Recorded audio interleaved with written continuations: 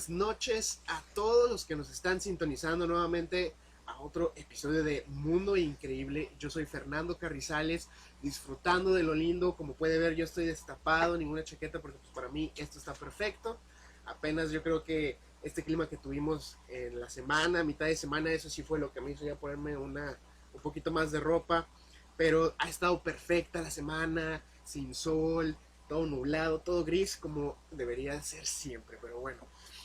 estamos disfrutando de ya pues, la mitad del mes, ya nos llegó la quincena y ahorita está toda la ciudad vuelta a un caos por todo lo que se está pues haciendo de las promociones y las ventas y todo. Y hay que relajarnos ya un poquito, ya por fin llegó el viernes, hay que respirar, que todo se ponga un poquito más lento y ya por fin poder disfrutar del fin de semana largo que vamos a tener muchos de nosotros. Espero que todos, o si no, todos los que se puedan, que tengamos este puente, que podamos estar con familia, disfrutarlo tal vez con nuestros amigos, comer un poquito de carne o lo que sea, pero que no tenga tanta tarea, tanto trabajo pendiente, porque hay que disfrutarlo como se debe, ya que sabemos que los asuetos aquí en México son poquitos, contados, casi prácticamente tenemos que rogar por días oficiales que nos den algo de descanso y tenemos ya uno de los últimos. Ya se acerca más la Navidad, aquí ya estamos un poquito más ambientados. Lástima que ya se acabó toda esa onda tétrica que nos trae el fabuloso mes de octubre e inicios de noviembre. Yo ya cumplí años el pasado sábado y estamos ya casi llegando al maravilloso invierno. Todavía se considera, me parece que otoño un tiempito más. No sé si les afectó mucho el cambio de horario de hace ya algunas semanas. A mí no, yo no lo siento. Está muy padre para mí salir de la oficina y que esté oscuro, sentir ya un poquito más de, ya me voy a mi casa, ya es de noche, ya voy a cenar, pero pues ya cada quien sus gustos. Y déjeme decirle que, como usted sabe, me obsesioné un poquito con otros temas en esta semana que pasó. Ya ve que antes habíamos hablado de David Polaidas, de los libros que sacó, de todas las desapariciones que ha habido en los parques nacionales de Estados Unidos. Y si no lo sabes, le refresco un poquito la memoria. Hay un autor que se llama David Polaidas, que ha escrito varios libros, los puede encontrar bajo el nombre de Missing 411, o traducido sería Desaparecido 411. Y él se ha enfocado prácticamente todas sus obras en una gran cantidad de personas desaparecidas, específicamente en bosques, parques nacionales de Estados Unidos. Y él fue descubriendo y dándose cuenta que eran demasiados, era una cantidad increíble. Y también se fue dando cuenta de que los encargados de los parques no daban a conocer ese tipo de información. Él trató, de hecho, de que le dieran un registro a nivel nacional de todas las desapariciones, con el nombre de la persona, cuándo se desapareció, la edad, datos generales. Y no, resulta que no lo tenían, que no había una base de datos de ese tipo. Y cuando él presionó más para que le dieran esa información, que es más que obvio, de sentido común, que un parque debería tener, si estamos hablando de parques que son bosques, se dice parques, pero pues son bosques o son áreas salvajes de decenas y decenas, a veces cientos de kilómetros de cobertura en el área donde se esté hablando. Y le dijeron que no tienen esa base de datos, aunque es más que lógico que deberían tenerla. Y cuando él ya les estuvo insistiendo, le dijeron que le iban a cobrar como $1 millón por juntarle la información. Bueno, aparte de todas estas desapariciones, aparte del gran número que fue encontrando de personas que en algún momento fueron encontradas, algunas vivas, algunas fueron encontradas fallecidas y algunas nunca fueron encontradas, él fue también notando que pues, eran muchas veces de maneras extrañas que desaparecían las personas. Eran todavía más extrañas los lugares donde aparecían, porque eran personas pues normales. No siempre se trataba de algún excursionista experimentado, de una persona como Bear Grylls que se dedica a estar en la intemperie y sobrevivir. Eran personas que, como usted o yo, simplemente dicen, pues el sábado, el domingo, voy a ir a dar una caminata por el sendero me voy a llevar unos lonches, unas tortas, unas barras energéticas y simplemente a caminar. Era gente normal e incluso él se fue dando cuenta que las personas que eran pues que se desaparecían y a lo mejor eran encontrados o no, muchas veces tenían alguna discapacidad o tenían alguna cosa que les hiciera un poquito diferentes al resto de las personas. Ya cuando él fue investigando todavía más, pues se dio cuenta que había muchas cosas misteriosas, dado que estas personas desaparecían en un lugar que estaba completamente en el mapa, que era conocido, que eran senderos recorridos, que eran parte de lo que el público en general podía pasar y utilizar como un sendero. Y cuando eran encontrados vivos o muertos, estaban a decenas de kilómetros lejos de ahí, estaban en lugares donde ni siquiera en los guardabosques se les hacía fácil poder acceder, y cuando estaban vivos generalmente estaban en un estado de confusión, de shock, algo parecido a la amnesia tal vez, y cuando estaban muertos a veces simplemente se encontraban partes de sus cuerpos, de sus restos, o si estaban completos les faltaba alguna prenda como los zapatos, pero cuando se daban cuenta que en realidad la ropa que traían no estaba sucia, no estaba pues afectada por los elementos como la lluvia, como la exposición al sol,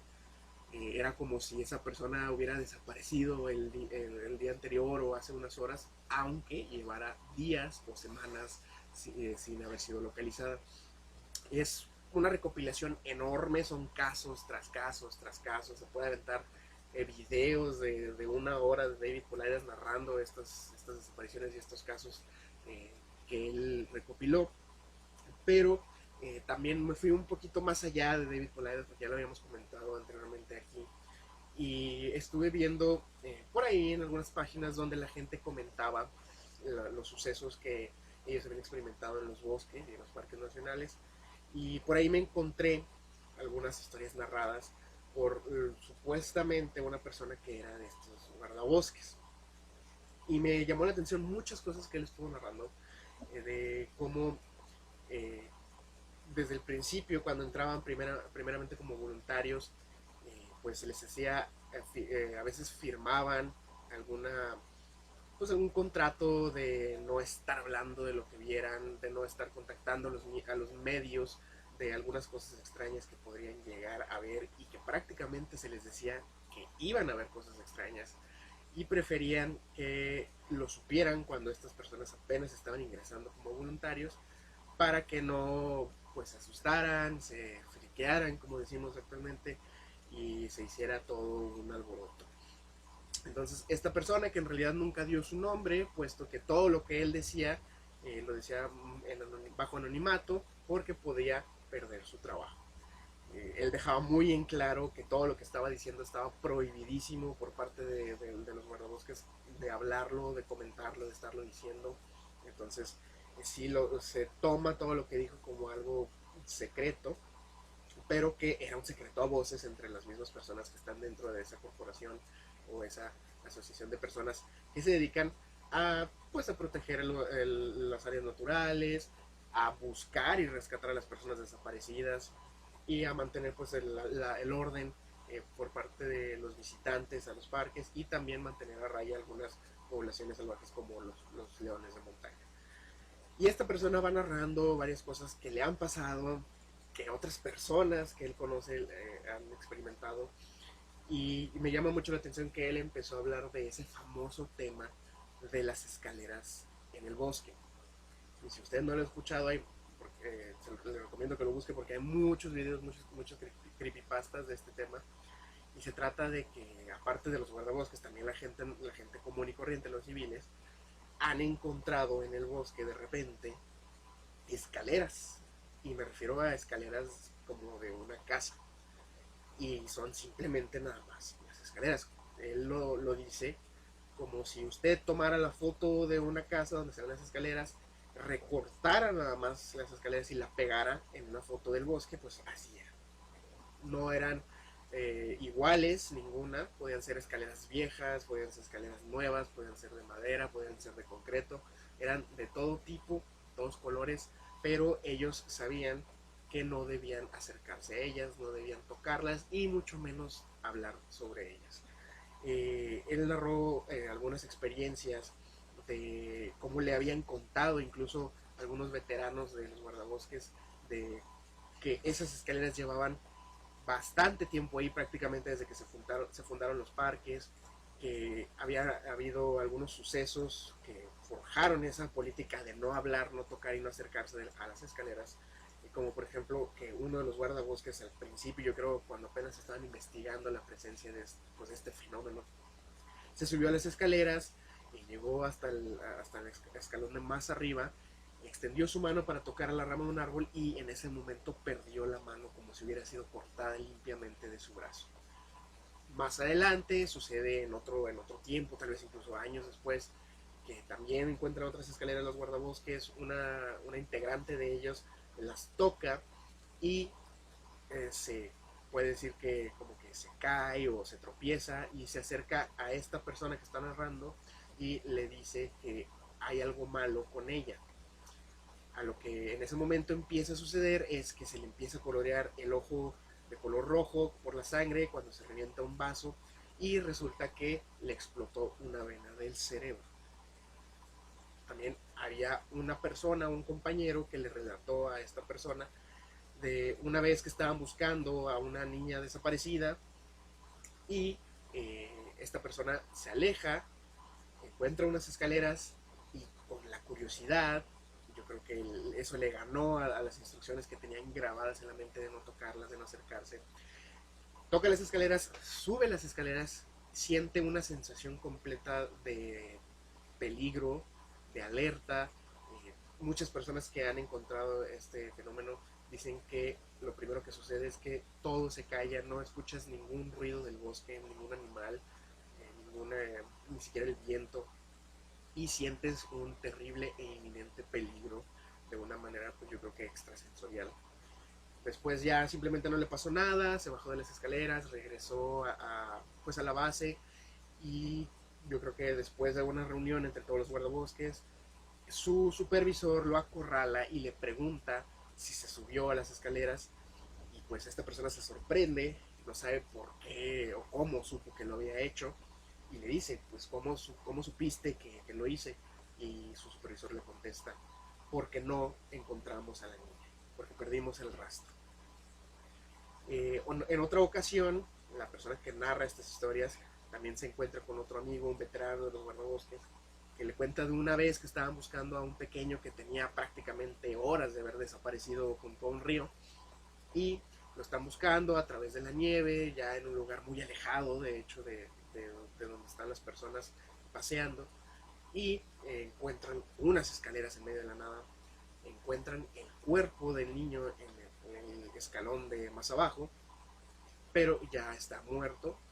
tiene sangre en la boca y estaba en una posición que pareciera que estuviera sujetándose el estómago.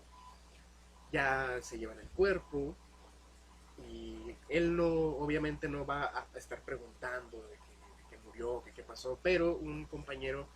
que es policía sí le cuenta el resultado de la autopsia que hicieron al niño y resulta que aunque no tenía ninguna herida exterior, al abrirlo notaron que todos los órganos, con excepción del corazón y los pulmones, tenían agujeros perfectamente hechos,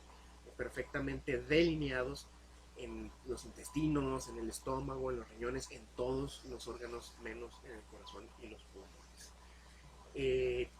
Había algunas otras narraciones, no tanto de las escaleras, sino de las desapariciones extrañas de las personas.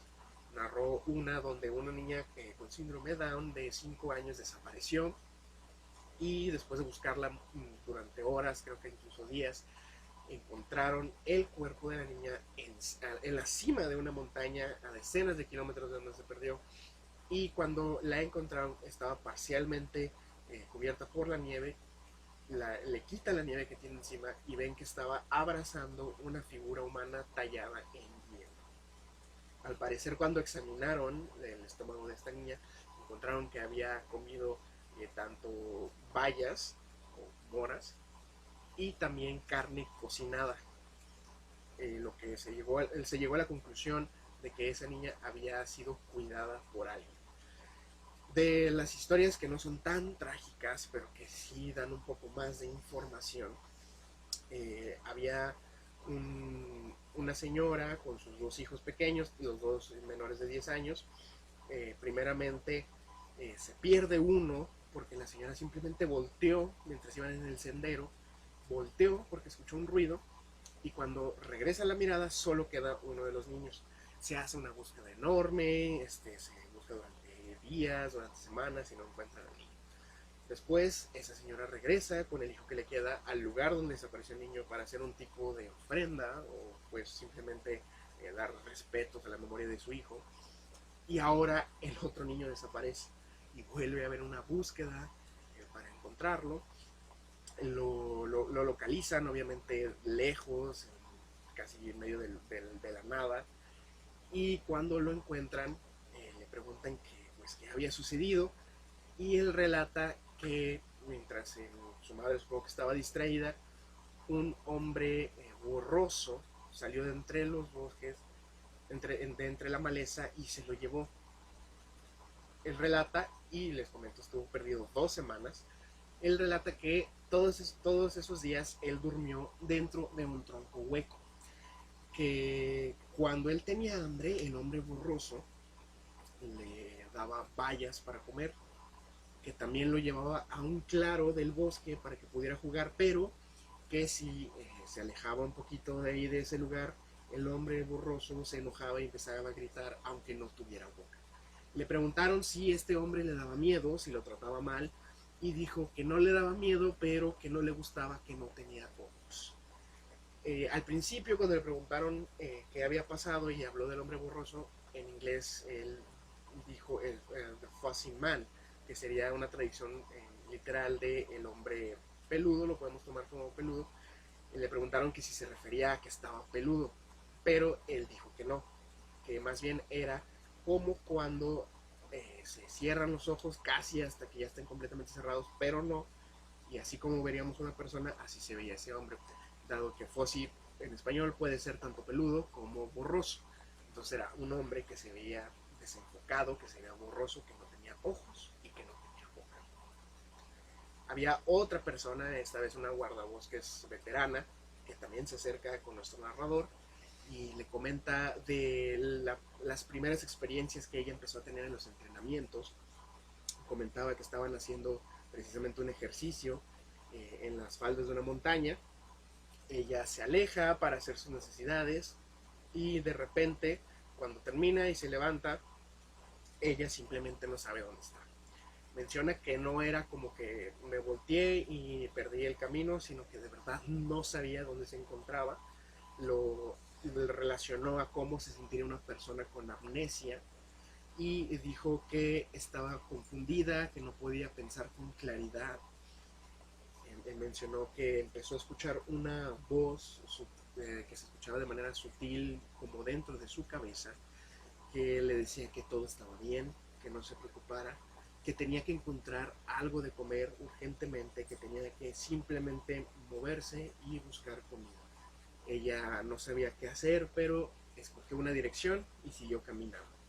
como en una misión completamente grabada en su persona de encontrar comida. Después ella siguió caminando,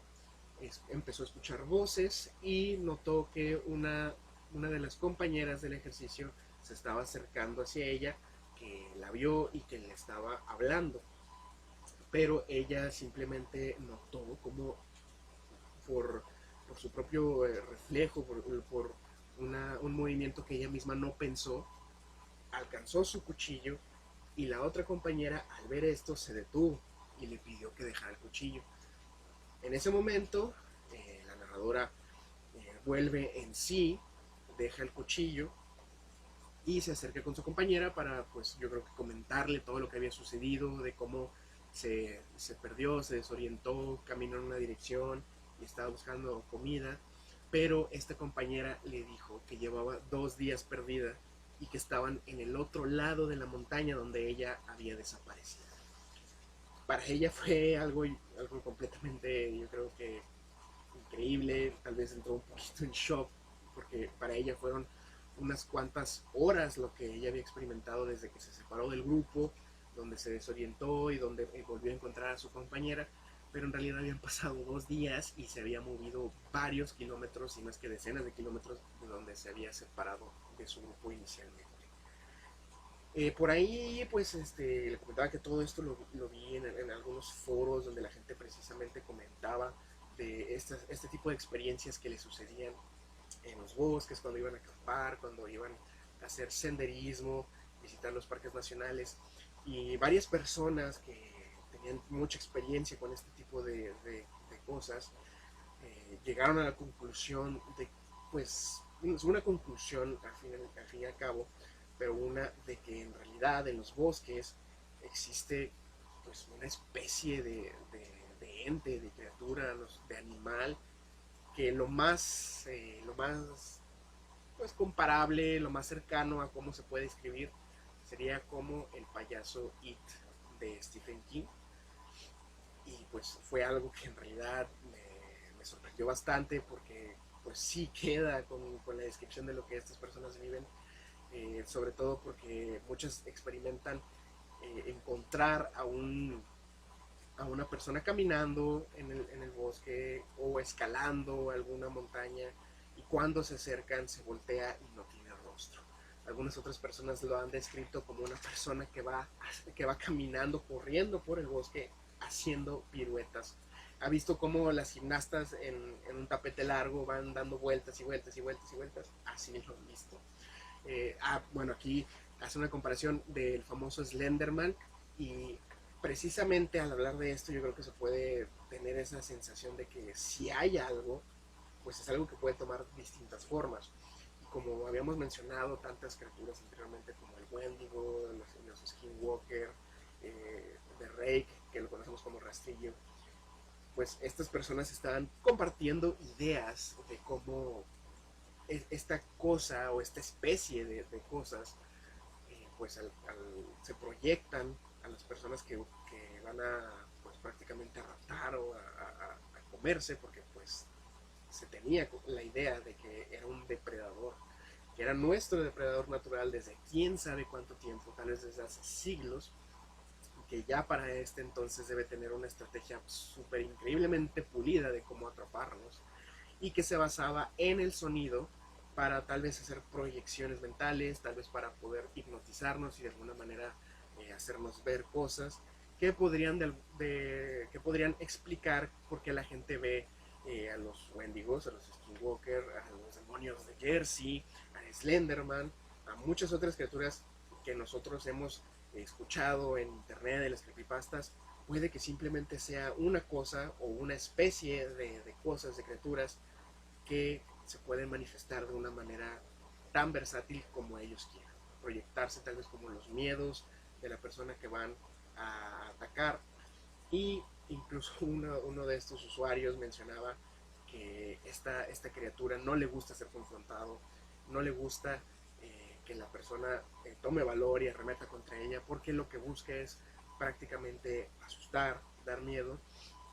Y pues por todo lo que se ha registrado, tanto por David Polaidas, por las personas que ellos mismos comentaban sus historias, pues sí se podría considerar como un depredador de humanos. No es algo que se tenga que tomar tan, como lo diré, tan a la ligera, si tenemos en cuenta que durante siglos y siglos y siglos las diferentes tribus de indígenas norteamericanos han hablado increíblemente con tanta seriedad sobre pues espíritus en el bosque, que el bosque cobra vida, que este bosque está maldito, que aquí se desaparece la gente. Y si ellos lo tienen de una manera tan seria dentro de su cultura, ¿quiénes somos nosotros para venir a decir, eso son fantasías, eso es nada más folclore de ellos? Si nosotros mismos, por ejemplo, decimos, no vayas a este estado, porque si vas a este estado de la República, tal vez no salgas vivo,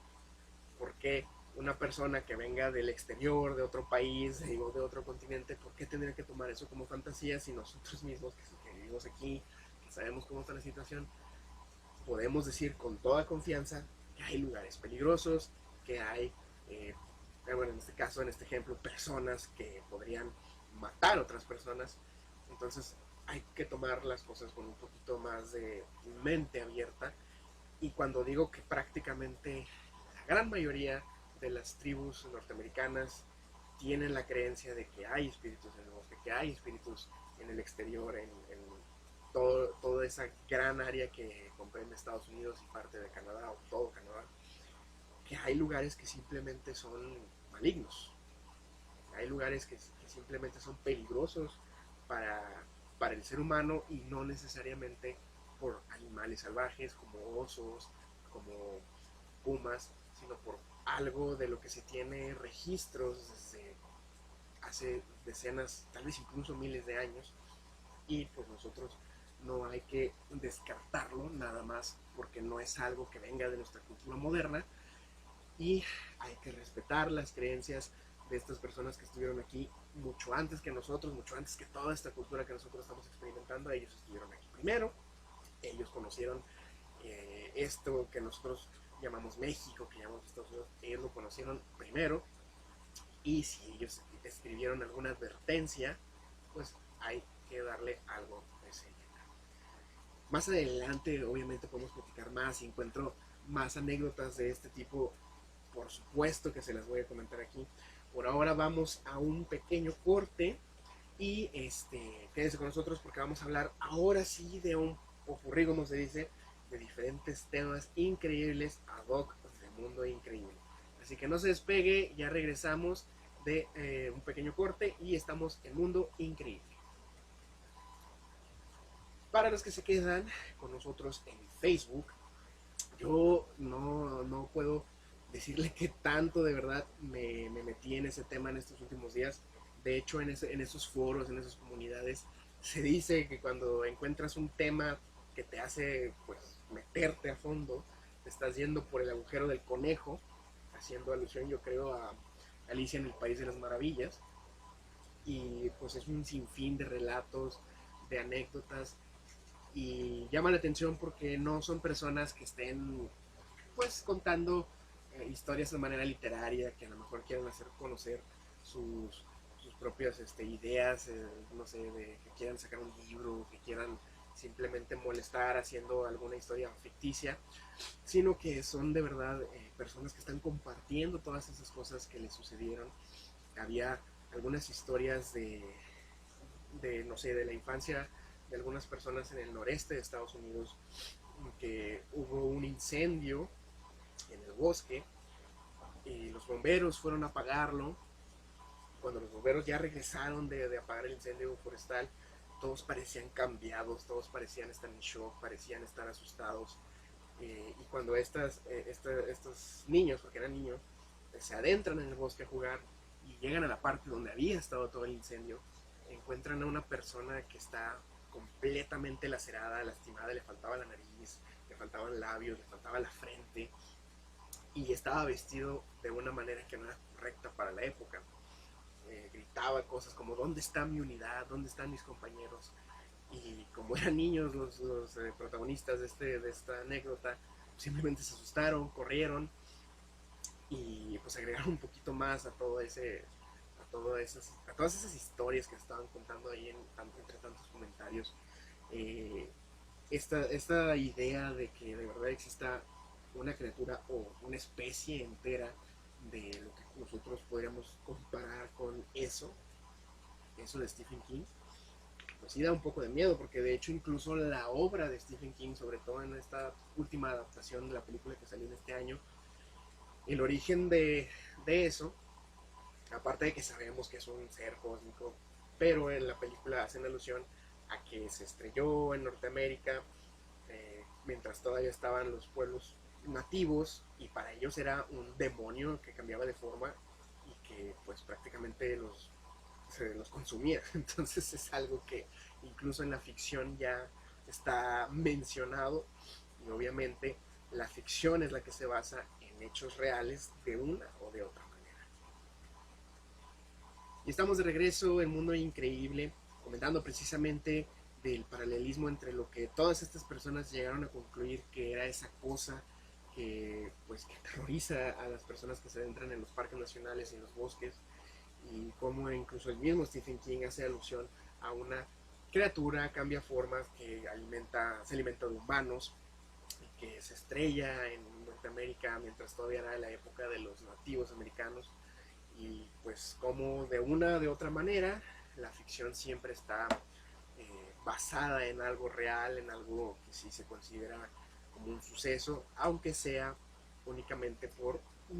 tribus, por pueblos indígenas. Pero eso, como estamos diciendo antes del corte, eso no le quita ni un gramo de validez, nada más porque sea algo que se ha dicho de boca en boca, porque sea una leyenda, porque todas las leyendas obviamente empiezan de un lugar, tienen su origen en algo que se sucedió. Muchas de las leyendas mexicanas están basadas en algo de realidad, como por ejemplo la leyenda de La Llorona, pues es algo que se puede rastrear incluso a la conquista. Se decía que a lo mejor era el espíritu de la Malinche que estaba pues arrepentida o dolida de lo que iba a pasar a los aztecas con la llegada de los españoles, o se dice que es la representación de una diosa de los aztecas que estaba también llorando por el destino que les aguardaba a nuestros antepasados. Y pues así con el tiempo se va deformando, le vamos agregando, y luego resulta que ya una gran parte de la población ha tenido por lo menos una leve experiencia con este espíritu, que pues es un espíritu que puede aparecerse tanto en un estado del norte como en la mera península de por allá del sureste. Entonces qué buena cobertura tiene La Llorona. Ya cambiando de tema, yéndonos un poquito lejos de todos los bosques y de toda esa sensación de que si nos vamos a hacer un poquito de camping, de senderismo, nos puede pasar algo, vamos a hablar de un misterio que es ya más enfocado a la modernidad, a la tecnología. Se trata de una emisora que en realidad causó bastante confusión entre las personas. Se trata de la emisora rusa UVB76. Es uno de los misterios recientes que más ha sido favorecido por la viralización en internet. Se trata de una emisora de presunto origen ruso que lleva transmitiendo más de 40 años en la frecuencia 4625 de AM, misma que puede ser escuchada en casi cualquier parte del mundo. La particular transmisión de la emisora consiste en un zumbido repetido a un promedio de 25 pulsos por minuto, y antes del año 2010 existía un cambio en las pulsaciones un minuto antes de cada hora. 24 horas, 365 días al año, a la hora en punto los zumbidos volvían a repetirse hasta que la siguiente hora se aproximara. Lo poco que se sabe de esta emisora es que sus emisiones provenían de un Godrok Voyeni, una base, al mismo tiempo ciudad militar, en un pueblo llamado Povarovo, a 40 kilómetros de la capital de Rusia, Moscú. Una de las primeras veces en que se escuchó conversación dentro de la emisora fue en noviembre del 2001, donde dos hombres conversaron. Uno decía: soy el 143, y el otro contestaba: esta es la sala de operación, las órdenes se están enviando. En 2010, por primera vez en 30 años, la transmisión fue interrumpida durante una hora completa, y a partir de ahí la ubicación de la emisora cambió sin saberse cuál era la nueva. Después de la interrupción en la comunicación, se transmitió un mensaje y acto seguido se escuchó un fragmento de la tan conocida obra El lago de los cisnes de Tchaikovsky. Según algunas triangulaciones, que es cuando logran saber dónde está ubicada el origen, la fuente,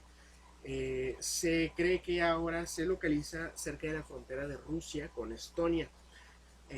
A partir del cambio de ubicación, distintos mensajes se han escuchado en la transmisión, haciéndose mucho más comunes las conversaciones en la emisora. Por ejemplo, constantemente se emiten una serie de números y una cadena de nombres rusos como Olga, Ana, Nikolai, Tatiana e Iván.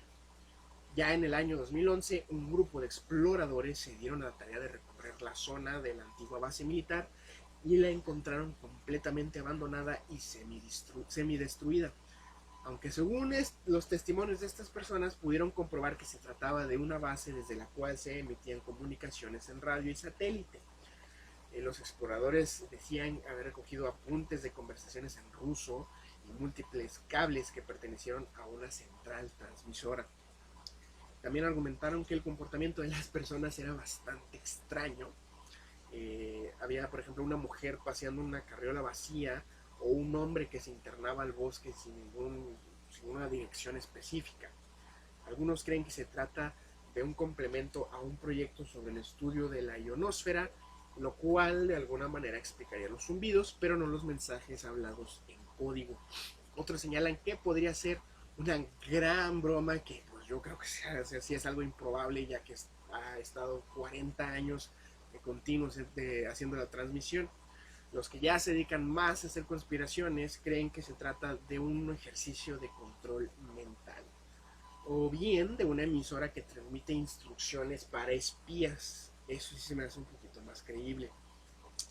Se trataría, por ejemplo, de un sistema de libreta única donde el receptor y el emisor tienen pues a su alcance el código único que nada más ellos dos conocen, y con ese se estarían hablando. Otra teoría apuntaría un poquito más a que se trate de una estrategia de la mano de hombre muerto, donde en plena Guerra Fría la Unión Soviética crearía un sistema donde si esa transmisión, que era continua, se llegara a interrumpir, pues sería como si la Unión Soviética hubiera sido destruida, pero eso activaría a los misiles nucleares y podían póstumamente, se puede decir, hacer un ataque a su enemigo. Pero eso quedó de cierta manera descartado porque, como dijimos, la transmisión ha tenido interrupciones ya en el pasado, entonces no ha pasado nada, gracias a Dios. Entonces no se trataba de eso, pero pues había bastantes teorías. Yo creo que la más convincente, la más realista, podría ser que se tratara de algún tipo de comunicación, pues de algún servicio secreto, de alguna agencia de inteligencia, y no sería nada raro que simplemente utilizaran un canal que en este caso no era tan seguro. A lo mejor se les escapó por ahí alguna cosa que hicieron mal, y pues ya la gente pudo lograr escuchar las transmisiones de esta emisora. Ha habido tantos y tantos y tantos casos que se han descubierto de transmisiones secretas. Había por ahí una anécdota también en este tipo de foros, de que no comento, había una anécdota de unos niños. Bueno, la persona lo comenta ya estando adulto, pero cuando era niño tenía a su amigo y les regalaron walkie-talkies, y mientras estaban jugando con los walkie-talkies lograron captar una transmisión que se escuchaban una conversación entre personas que utilizaban un lenguaje pues más o menos militar, y mientras estaban escuchando estas voces hablar en código con términos militares, estas mismas voces dijeron que al parecer alguien los estaba escuchando. Entonces estos niños se asustaron, empezaron a ver que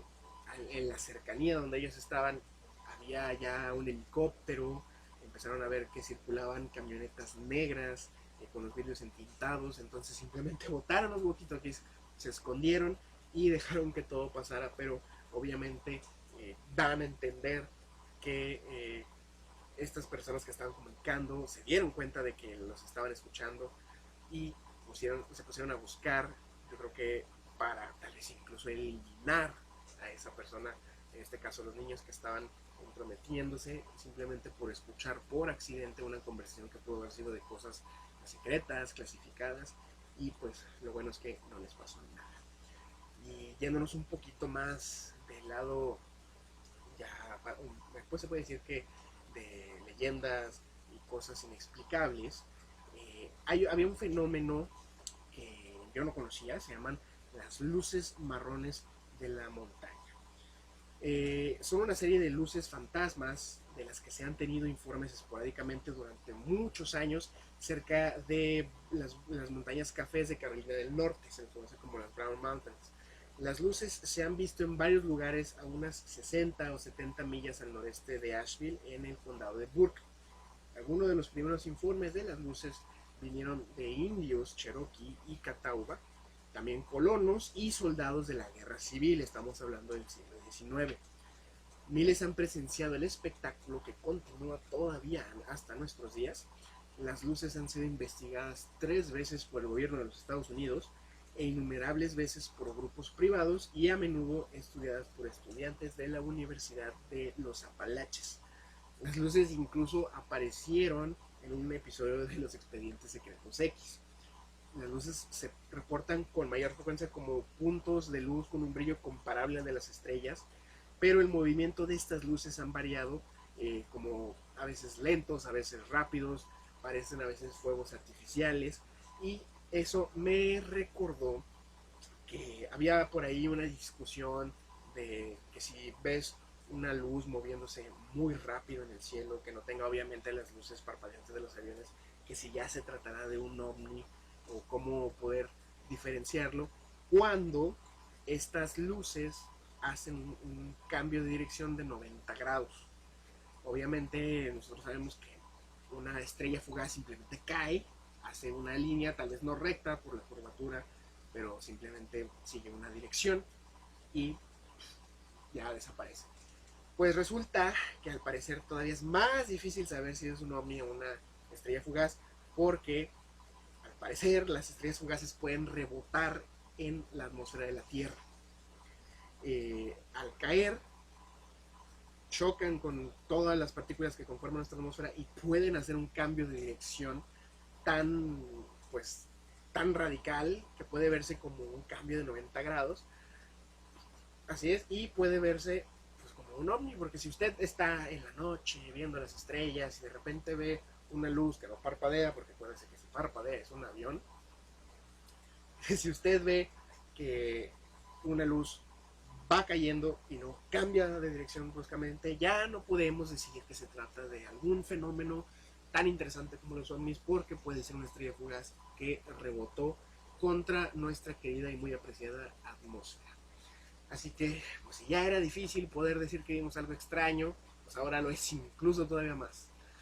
Vámonos por mientras a otro pequeño corte, pero quédese con nosotros aquí en Mundo Increíble, que ya volvemos. Y para los que se quedan en Facebook,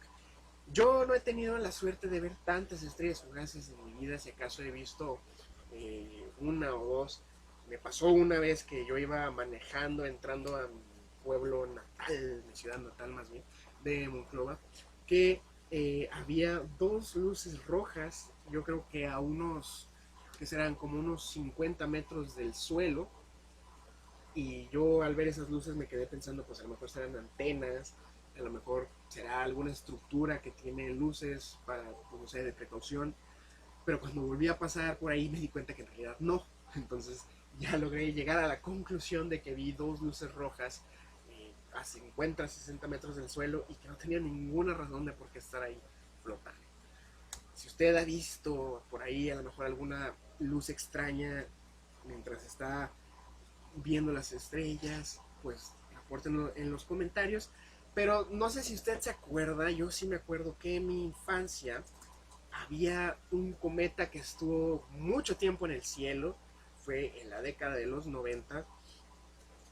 No me acuerdo ahorita muy bien el nombre, pero me acuerdo muy bien que yo estaba chiquito, que,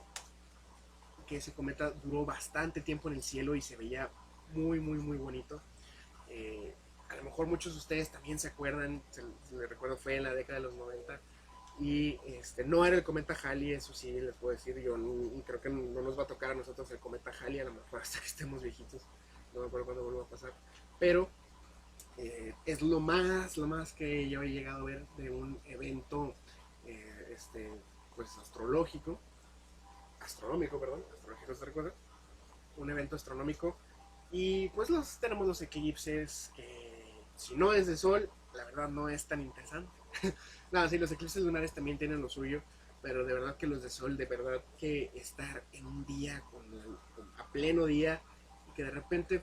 es de noche por unos minutos, sí es algo bastante interesante, se te queda en la memoria. Y ese fenómeno tan interesante de cuando hay un eclipse solar y a través de de las sombras de las hojas de los árboles se puede ver el eclipse, se puede ver proyectado en el suelo. Eh, es de verdad una maravilla ver cómo la luz hace pues unas cosas tan extremadamente increíbles. Acuérdense que cuando hay un eclipse de sol como lo hubo, me parece que el año pasado, que eso simplemente lo podemos voltear a ver con lentes especiales, porque había bastante gente que decía, no, yo me voy a poner, no sé, que el refresco, en la botella con refresco enfrente de los ojos, o de que yo tengo unos lentes de sol que son bastante oscuros y ya con eso se ponían a ver el eclipse de sol. Pues no, eso nos puede dañar los ojos, nos puede dejar quemaduras, literalmente quemaduras por dentro en la retina, y no estoy tan seguro qué tan pues seguro es usar los famosos visores de soldador, pero creo que nada más se requería que fuera de cierto grado para que fueran seguros, porque si los agarraba de un grado menor iba a ser lo mismo que verlos con unos lentes de sol, y pues bastante gente, yo creo que a lo largo de pues, la historia humana se ha lastimado los ojos por mirar fijamente al sol. Ya los eclipses lunares que tienen tanto misticismo y les han pues encaretado bastantes cosas, pues sí son interesantes, pero pues hay que tomar en cuenta que la luna pues la vemos mucho más seguido, y si ya nos vamos a temas más interesantes de la luna, pues podemos hablar de bastantes cosas. Podemos hablar de que hay bases secretas atrás en el lado oscuro de la luna, porque la luna, si no lo sabe, la luna está, se puede decir que bloqueada en su eje, no gira, la luna no gira sobre su eje, nada más gira alrededor de la luna, perdón, alrededor de la Tierra, y siempre vemos la misma cara. Por eso que el lado oscuro de la luna siempre es el mismo. Entonces si hubiera algo por atrás de la luna, nosotros no podríamos saberlo, a menos de que fuera pues, como un satélite que estuviera dándole la vuelta. Y supuestamente sí ha habido satélites que han dado la vuelta a la luna, que han tomado fotos, y hay por ahí la especulación de que hay estructuras, edificios, bases en el lado oscuro de la luna. Es un tema para otra emisión, pero pues esto tiene que ver con todo lo que yo le he comentado de la investigación del doctor Steven Greer. Estamos de regreso y estábamos comentando de, primeramente, que tome precaución cuando estamos viendo un evento astronómico tan hermoso como es el eclipse de sol. No se deje llevar por, ay, me voy a poner los lentes, voy a ver a través de la botella con refresco. No, se requieren lentes especiales, o se requiere, en su caso, el visor de soldador, pero de un grado específico. Ya entrando otra vez en tema, hay por ahí una historia que me llamó la atención, porque ya ve cómo da un poquito pues de morbo, de descubrimiento, cuando se encuentra, ya sabe, que la momia de un faraón, o que las momias acá en México, las famosas momias de Guanajuato. Pero cuando se encuentra un cuerpo un poquito más reciente, y que se encuentra en un lugar donde no se tiene la menor idea de por qué está ahí, pues sí da un poquito de curiosidad, un poquito de por qué pasó eso. Y vamos a hablar de algo pues que tiene que ver con ese tema, y se trata de el cuerpo en el cilindro. Se refiere a una persona, pues a un cadáver más bien, de un hombre descubierto dentro de un cilindro de acero parcialmente sellado en un sitio abandonado de la Segunda Guerra Mundial en Liverpool, Inglaterra. El descubrimiento se realizó en el año 45, en el año donde terminó la Segunda Guerra Mundial, y se cree que el cuerpo se había quedado sin descubrir durante 60 años. Todas las investigaciones que se hicieron sí dieron algunos candidatos de quién podía ser el cuerpo, pero nunca se supo quién era ni por qué había fallecido. Todo empezó en el verano de 1943, donde los soldados estadounidenses estaban limpiando un sitio, pues yo creo que había sido destruido en parte por un bombardeo, alguna batalla, y estaban limpiando sobre todo la parte posterior de la iglesia metodista en Boundary Street en Liverpool. Un excavador estadounidense descubrió el cilindro mientras limpiaba los escombros del edificio. Un extremo del cilindro estaba sellado y el otro extremo estaba abierto, pero la excavadora pisó este extremo que estaba abierto y pues lo selló. Después del verano de 1943, el cilindro pasó desapercibido, la gente lo tomaba como un objeto cualquiera. Se había visto personas que lo utilizaban de asiento, se había visto que los niños jugaban con él. Y ya el 13 de julio de 1945, tres niños pequeños jugaban con el cilindro, lo estaban rodando por las calles cuando uno intentaba ver lo que había dentro. Al principio vieron lo que parecía ser un zapato, sin embargo, ya con una inspección más cercana, podían ver que había dentro un esqueleto humano. Se llamó a la policía a la escena y utilizaron un quemador de oxiacetileno para abrir el cilindro.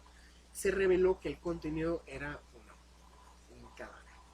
Estaba completo y acompañado de varios elementos. La policía lo retiró y se lo llevó a la morgue. Se descubrió que los restos eran de un hombre adulto que había tenido unos 6 pies de altura, o sea, más de 1,80 metros. Se pensó en 1945 que el hombre tenía pues entre 25 y 50 años, o sea, no estaba tan viejo y no era un jovenzuelo. Faltaba la base izquierda del cráneo, el cráneo se rompió cerca del oído medio izquierdo, pero esto no parecía deberse a violencia, tal vez simplemente al deterioro y pues a que una excavadora le pasó por encima. La cabeza y el torso se habían desprendido en algún momento a través del movimiento y se encontró una pequeña cantidad de cabello todavía adherida al cráneo. Parecía que el hombre se había metido en el cilindro. La posición del esqueleto sugirió que el hombre estaba acostado y utilizando un ladrillo envuelto en sacos como almohada cuando murió. El cuerpo fue encontrado completamente vestido y tendido en toda su longitud, estaba estirado. Estaba vestido con ropas típicas del periodo victoriano y parecían ser de buena calidad, o sea que a lo mejor era una persona pudiente de dinero. Tenía dos diarios con fecha, uno de 1884 y otro con fecha de 1885. Los diarios eran en gran parte ilegibles para el forense en 1945, pero una entrada del diario con fecha del 85, del siglo XIX, señalaba que tenía una cita para la 1 p.m. Una postal descompuesta pero reconstruida por el forense con sello postal de Birmingham fechada con el 3 de julio de 1885. La postal fue dirigida a T.C. Williams por el señor A.E. Harris. También había un pañuelo, sin embargo no tenía nada identificable. Sabemos que se solía o se suele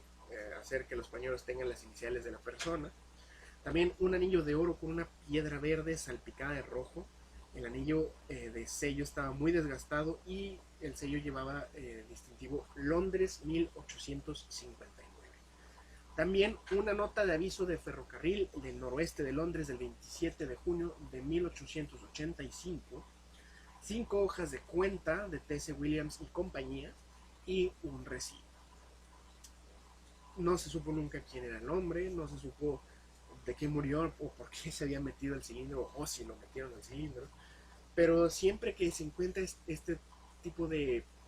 casos, de situaciones donde se encuentra un cuerpo sin una identidad, sin saber por qué murió así, por qué está ahí, pues no sé, da esa sensación de un misterio de verdad completamente sin resolver que pues, a cualquiera le llama la atención. Anteriormente en otras emisiones habíamos hablado del caso de Taman Shud, que era también el cuerpo de un extraño, de una persona, de un hombre que habían encontrado en una playa y que tenía mensajes extraños en un pedazo de papel que había sido encontrado en su bolsillo y que se especuló que era un espía que había sido pues descubierto y lo habían asesinado, o que había sido el amante de una artista, y en realidad nunca se pudo bien saber quién era esta persona que identificaron como Taman Shud, porque era lo que estaba escrito en el papel que le encontraron. Pero pues desde los pies que encontraban dentro de tenis, pies cercenados que encontraban dentro de calzado en las playas del noreste de Estados Unidos, desde Taman Shud, hasta este caso del hombre en el cilindro, es algo increíble. No necesariamente tienen que ser momias, no necesariamente tiene que ser personas que vivieron hace miles de años para que de verdad sea un descubrimiento bastante interesante. Me hace recordar una de las primeras emisiones de este programa donde hablábamos de los cuerpos congelados que se encuentran en el Everest, que pues desde hace muchos años hasta hace algunos atrás, porque ya al parecer ya no es así el caso, pues la gente que subía el monte Everest encontraba los cuerpos de los alpinistas que habían fallecido, ya sea por hipotermia, por algún accidente, y pues era algo común, era algo que simplemente pasaba, y como era un trabajo bastante peligroso tratar de bajar incluso nada más el cadáver de una persona, ahí los dejaban, ahí se quedaban y eran incluso usados como marcadores de en qué parte del recorrido ibas. Así que pues viendo que obviamente ha habido mucho más personas que han vivido y muerto de las que existen, eh, yo creo que seguiremos encontrando y encontrando y encontrando cuerpos en lugares que no tienen nada que ver, tal vez dentro de alguna pared, encontrados tal vez en alguna caja que sea traída a la playa por las mareas. No me acuerdo muy bien, pero creo que si vamos al conteo de la gente viva contra la gente muerta, estamos 7 billones vivos contra, al parecer, como unos 120 billones que han fallecido a través de toda la historia de la humanidad. Eso obviamente tomando en cuenta que pues ya yendo siglos en el pasado, pues obviamente la población mundial siempre era bastante reducida, pero como quiera ya con el pasar del tiempo, que estamos hablando de que la civilización humana tiene, yo creo que, bueno, ya con el tema de Graham Hancock, que fue otro episodio de aquí de Mundo Increíble, la civilización humana puede llegar a haber tenido desde existencia desde hace más de 11.600 años hasta 12.000 años atrás. Pues son bastantes personas que han vivido, que han muerto, que tuvieron sus vidas, y pues aquí están en este pequeño, en esta pequeña piedra azul que va flotando por el universo. Hay una fotografía bastante interesante, me parece que es de uno de los Voyager, de cuando estaba saliendo del sistema solar, y que toma la foto en un ángulo donde la Tierra es simplemente un brillo en la oscuridad. Y me parece que Carl Sagan hizo por ahí una frase que obviamente parafraseo, no es una cita, pero Carl Sagan decía, pues aquí en este punto que tú estás viendo están todas las personas que han existido, todas las personas que vivieron, que amaron, que sufrieron, que fueron felices, que fueron asesinadas, que llegaron a viejos, todos aquí están reunidos en un solo punto, flotando en la oscuridad del universo. Y así como Carl Sagan nos hacía pensar de verdad en la inmensidad del universo, en lo pequeños y minúsculos que somos, en la comparación de entre nosotros y un plano pues prácticamente infinito, uno se pone a pensar, uno se pone a reflexionar, y pues para meterle todavía más intriga y más interés a este tema, ¿sabía usted que en realidad nosotros somos polvo de estrellas? Todos sabemos que estamos hechos de átomos, obviamente sabemos que los átomos pues son tan viejos como el universo si vamos con la ley de la conservación de la materia, de que no se crea ni se destruye, pero pues el universo cuando empezó era más que nada hidrógeno y un poquito de helio, pero todo era hidrógeno porque es el elemento más simple. Eh, ya cuando se empezaron a crear las estrellas al colapsar dentro de su propia gravedad, es como se crean los demás elementos. Y de ahí se crea todo lo que compone el universo, lo que compone la Tierra, lo que componen los animales, las montañas, los ríos y todo. Todo eso viene de elementos que se crearon al morir las estrellas. Entonces, todos nosotros somos en realidad polvo de estrellas que llegaron al final de su existencia y explotaron en una gigantesca supernova. Pasaron los billones y billones de años. El universo tiene aproximadamente unos 14.5 billones de años, la Tierra unos 4 tantos billones de años. Entonces, si usted simplemente ahorita se pone la mano enfrente, estará viendo polvo de estrellas que tiene billones y billones de años y que se crearon a partir del fallecimiento de gigantes, colosales reactores nucleares conocidos como las estrellas. Así que somos minúsculos, somos pequeños, somos casi prácticamente nada en el gran panorama universal, pero pues somos lo mismo que todo lo demás que usted puede ver alrededor. Así que si está en la carnita asada este fin de semana, si está por ahí echándose una buena bebida con sus compadres, con sus amigos, sus amigas, y voltea para arriba, recuerde que usted está hecho o hecha de la misma cosa que todo aquello que ve hacia arriba. Así que, pues, hay que agarrar un poquito de tiempo para reflexionar, quitarnos todo eso de las cuentas, las deudas, la tarea, de lo que nos quedó pendiente hacer el trabajo, que si ya depositaron, que si no, y hay que pensar